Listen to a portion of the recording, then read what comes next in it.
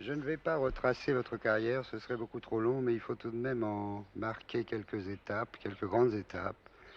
Vous avez d'abord participé à la délégation française au procès des criminels de guerre à Nuremberg. Vous avez été, il y a très longtemps, frappé par une exécution capitale. Je crois que c'était un choc pour vous. Ça a donné lieu à un article dans Esprit. Vous avez, en tant que magistrat, été expulsé en pleine séance de la Cour d'appel de Paris à la suite d'un article sur l'affaire Ben Barka que vous avez publié dans Le Monde, et ceci sur intervention du garde des Sceaux de l'époque. Vous êtes le fondateur, on peut dire le père du syndicat de la magistrature.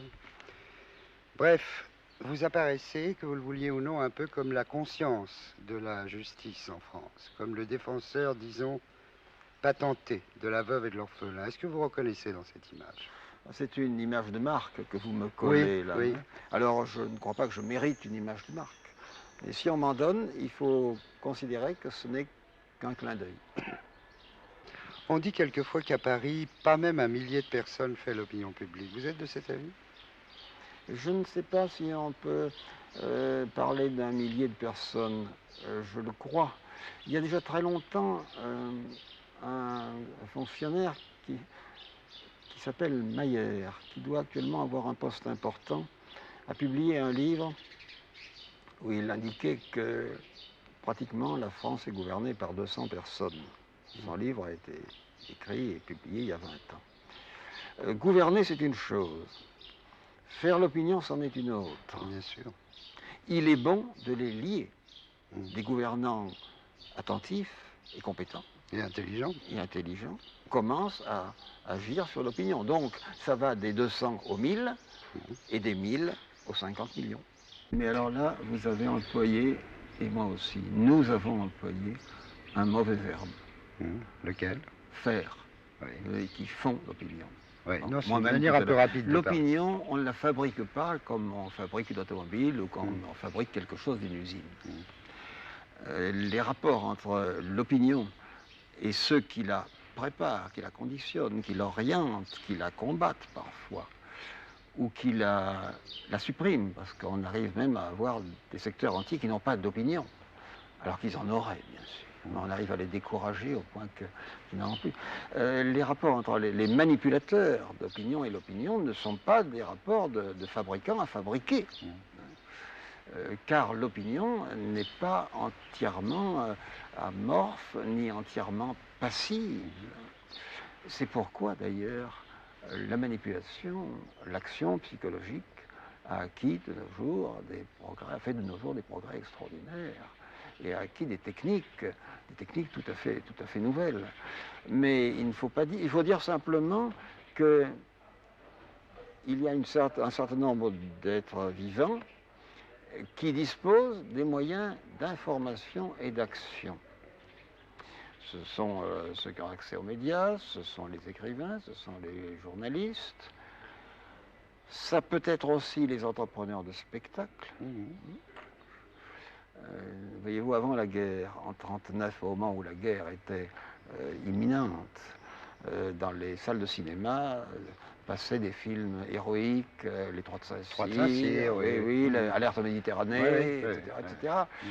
C'était pas plus bête qu'autre chose, mais enfin c'était quelque chose qui était fait pour. C'était une information dirigée, elle est toujours plus ou moins. Et la question est de savoir l'effet qu'elle donne. En 1939, elle n'a eu aucune espèce d'effet, puisque la mobilisation a été quelque chose d'absolument lamentable et honteux, et la guerre aussi. Oui, vous ne faites pas partie de ces gens qui entretiennent le mythe d'une France victorieuse. C'est rare. Non, elle n'est pas victorieuse. C'est assez curieux d'ailleurs, parce que le général de Gaulle, qui lui ne parlait rarement pour ne rien dire, a dit la France a perdu une bataille, elle n'a pas perdu la guerre, donc c'est pas grave. En réalité, la France avait perdu une bataille, elle avait perdu la guerre, et elle a perdu encore bien autre chose.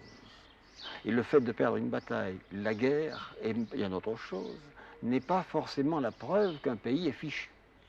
Car il y a une preuve, une contre-preuve, c'est la guerre de 70.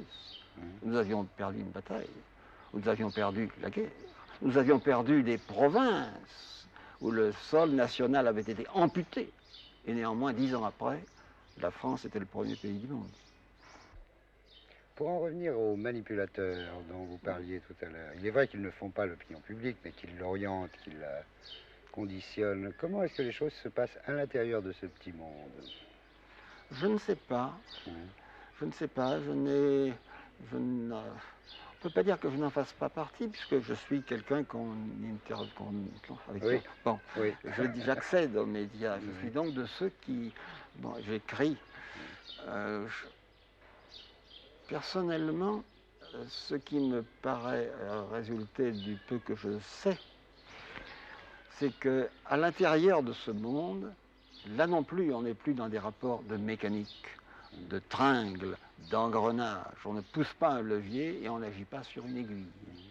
Ce qui joue, ce qui fonctionne, c'est un réseau d'influence. C'est pourquoi chaque gouvernement se dit, mais je n'ai pas les médias qu'il me faut. Il y a des gens qui obéissent. Qu'ils soient de gauche ou de droite. Oh oui, oui, de toute façon, pourquoi? Et c'est ça qui est passionnant, merveilleux et qu'il faut bien savoir. C'est qu'il s'agit d'hommes vivants, qui ont leurs préférences, qui ont leur manière de faire, qui ont leur manière d'interpréter, qui ont quelquefois une manière à eux de jouer le double jeu. Tout ça est extrêmement complexe. C'est pourquoi un homme politique, lui, ne doit avoir que des visées et des vues lointaines, au moins à moyen terme. Dans l'immédiat, il peut laisser le court terme aux techniciens. Donc, contrairement à l'opinion courante, un homme politique, un véritable homme politique, est un homme relativement désintéressé. Il est passionné par son métier, par sa condition. L'homme politique doit être à la fois un aventurier et un sociologue. Par conséquent, il doit dépasser l'immédiat, bien sûr, s'en servir lorsqu'il a une élection qu'il doit gagner. Mais sa perspective est tout autre. L'influence joue toujours.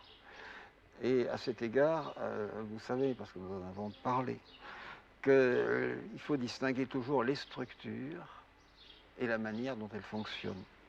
La position des citoyens les uns par rapport aux autres et l'influence qu'ils ont les uns sur les autres. Il y a un autre danger, c'est les procès d'intention. Ah, mais vous me dites ça, qui mais procède d'ailleurs un peu de la même chose. Vous avez derrière la tête quelque chose, il y a toujours Moscou, Washington derrière, ou bien... c'est extrêmement... c'est un gaspillage de force formidable. C'est vrai. Au lieu de prendre les gens comme ils sont, de les regarder comme on les voit, et puis on ne les voit pas de la même façon à 2 jours près d'ailleurs. L'éclairage du matin n'est pas l'éclairage de l'après-midi, et ça dépend de beaucoup de choses. Tout le monde le sait. Mais donnons le maximum d'importance au constat. Et puis éventuellement, si des faits nouveaux ou qui ne cadrent pas avec la première idée qu'on a eue apparaissent, si par des recoupements on se rend compte qu'après tout, la personne qu'on a crue blanche est noire, ou grise, ou bleue, ou verte, eh bien, on modifie sa palette.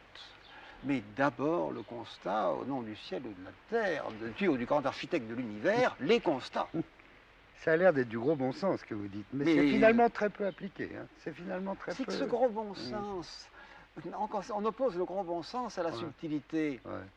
Comme on oppose toujours l'inné et l'acquis. C'est pas péjoratif. C'est toujours ce masochisme, il faut deux. Nous avons des trucs binaires. Nous avons une société binaire. La binarité, c'est bon pour l'ordinateur. Mais ni vous, ni moi, ni personne ne sommes binaires. Le bon sens n'exclut pas toutes les astuces, toutes les subtilités, toutes les sophistications qui doivent s'enraciner dans ce bon sens. C'est ça, la notion d'exclusive. C'est pour ça que le pluralisme, bien qu'il soit très compliqué, c'est très compliqué parce que si tout le monde peut dire tout ce qui lui passe par la tête, il est beaucoup plus difficile de décider, il faut bien à un moment décider. Mais c'est tout de même mieux que ce système d'exclusion. De blanc ou de noir. De blanc ou le noir. Si je suis là, donc je t'exclus. Si tu es là, tu m'exclus. Et avec les moyens, justement, d'action, d'influence, de propagande, dont le monde est pourvu actuellement, ce système d'exclusif, de racisme, de ségrégation a pris des proportions tragiques. Alors il faut vraiment en prendre conscience et commencer par faire des constats. C'est finalement ça la démocratie. Oui, je crois. Finalement. Oui, c'est pas le nom, c'est ça.